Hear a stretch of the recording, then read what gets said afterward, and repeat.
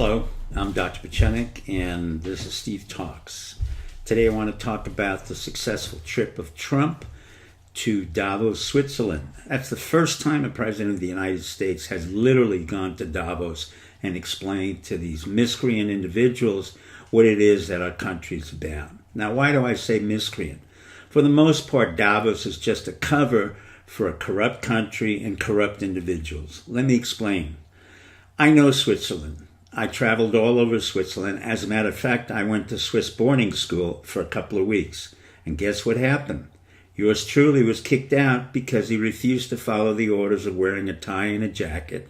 And as I said to the people to buzz off, and they called me the despicable American. And that's pretty much the attitude of the Swiss to America and to most of the other countries. The Swiss people have no regard for anybody else but the Swiss.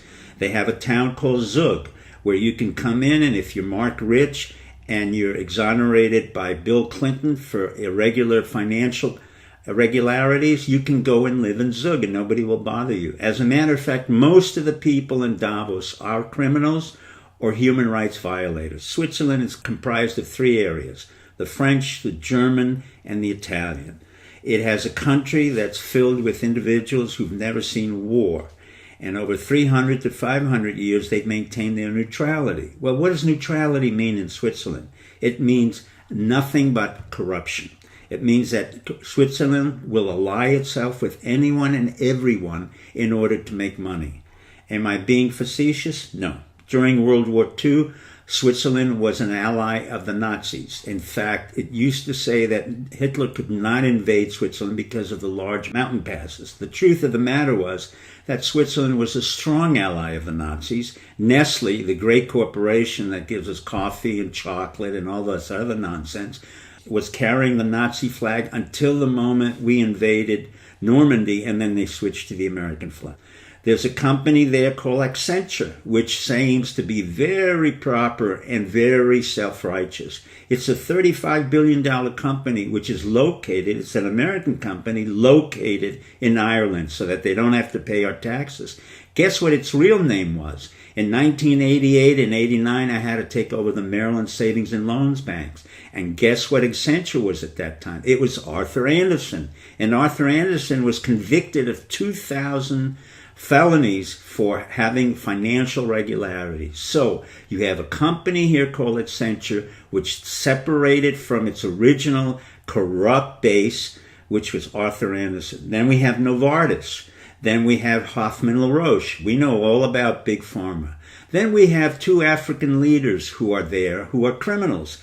Basically, we have Mugabe from Zimbabwe, who killed 75,000 of his people, and we have Zuma of South Africa, who raped and pillaged all of South Africa. Yet they will come to Davos and talk about the economic future of Africa. You see the irony, my friends? This is the kind of absurdity that we have in Davos. And guess what? Trump is a businessman who has dealt with the mafia, has built casinos and built hotels, knew exactly who was there and their own pretensions. Let's go further in and say, what is neutrality? You see, neutrality in the country is another way to avoid being committed to any one side in a war. It sounds great, but in fact it's about corruption. Sweden was neutral, yet the Wallenberg father and brother were both pro-Nazi leaders. Let me give you a quote about Switzerland, which I think is very appropriate. For those of you who may remember The Third Man film in 1951 by Lou Reed, there's this line there by Orson Welles to Joseph Cotten that goes as follows. What in God's name has Switzerland created in 300 to 500 years of peace? He paused and he said, only the cuckoo clock and chocolate. That's what Switzerland is about. The cuckoo clock, chocolate, and corruption. Thank you very much, and good night, and God bless.